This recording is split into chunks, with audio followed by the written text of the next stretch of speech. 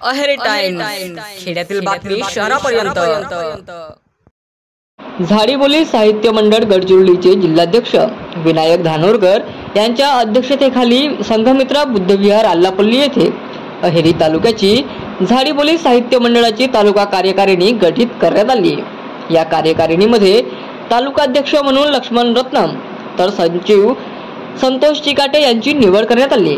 उपाध्यक्षपदी सुमन चौहान, दिवाकर मादेशी, कोषाध्यक्षपदी सीता टेकुलवार, सहसचिव म्हणून रचना बोमकंटीवार तर संघटक म्हणून ललिता दहागावकर, अमोल धुर्यधन, संगीता दुधे यांची निवड करण्यात आली आहे।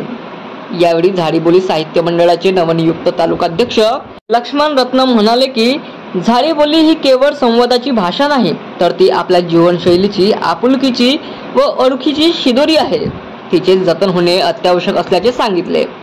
संतोष चिकाटे म्हणाले की आपल्या झाडीबोलीत जीवनाचा गंध आहे, तो मनामनात रुजावा यासाठी कार्यकारिणी कटिबद्ध राहील असा विश्वास त्यांनी यावेळी व्यक्त केला।